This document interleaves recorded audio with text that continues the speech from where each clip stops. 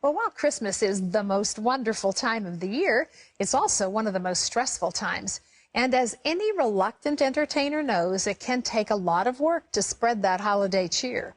When it comes to holiday entertaining, it's not about how beautiful your tree is, how much you bake, or how many dinner parties you throw. It's about being with the ones you love. In Sandy Coughlin's popular blog, The Reluctant Entertainer, and in her new book with the same name, she shares that true hospitality doesn't have to be perfect, just from the heart. Her simple holiday decorating tips will look great and save you time and money.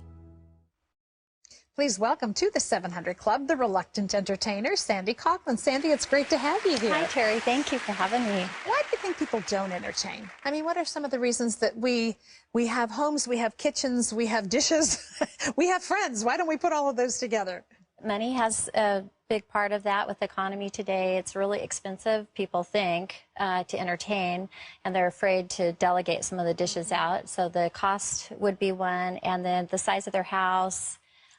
There's just a whole list of reasons why people don't want to do it, excuses that we make. You mentioned cost effectiveness, and I do think, especially in this day and age, that is a big issue for people. I think there are lots of people this holiday season who would like to entertain friends, but you're already, you know, in a tight squeeze just making Christmas happen for your family. But what you've done here today for us is pretty remarkable, because we've got some beautiful things here, and they are from the dollar store. I can't even believe that. Talk about what you've done on this side table. So I have dollar goblets here, and I actually have a set of 23, I think, at home now.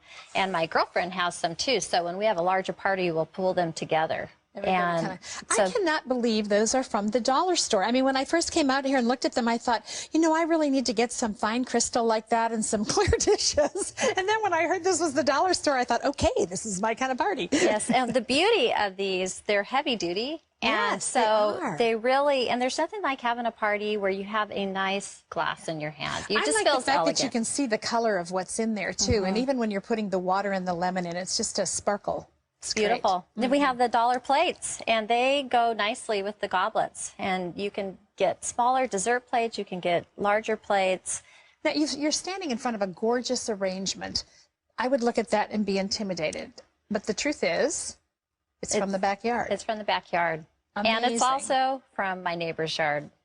So I recommend, you know, looking around, looking at your neighbors' yards and seeing what would go good together, because you may not have all these different varieties of trees or greenery in your yard.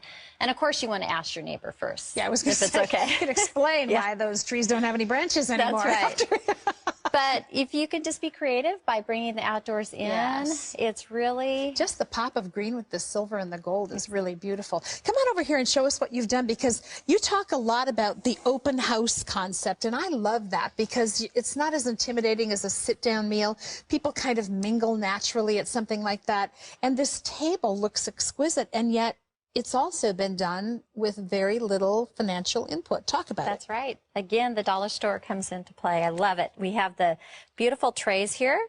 And this is actually a goat cheese rolled in pecans. Very, very, very simple. We have our dollar little candle lights here that you can get at the dollar store. These are little... the greenery, again, I'm amazed at how that just fills in this table and makes it look so finished. That is awesome. It is beautiful. And then we have a choice of veggies. What are some of the traditions that you try to keep for your family during the holiday? Now we have a progressive dinner every year with the same couples. And it's been a really, really, really fun time. And the thing that I hear you saying, you say it in your book, which is absolutely gorgeous, by the way, but I'm hearing it in everything that you've shared here today, is that all of this is lovely and beautiful, and you've put a reasonable amount of time, effort, and financial investment in it, but that the real issue is relationships with people that you care about, whether it's just family or neighbors, friends, whoever it might be. It's the time spent together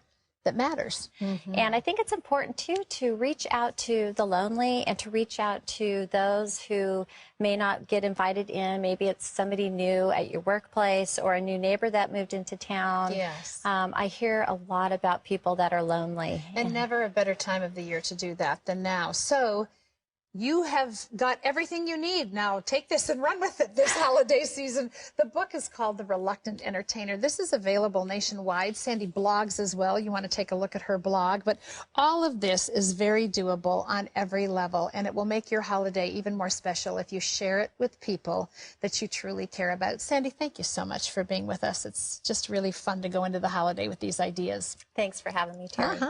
We'll be back with more of the 700 Club right after this.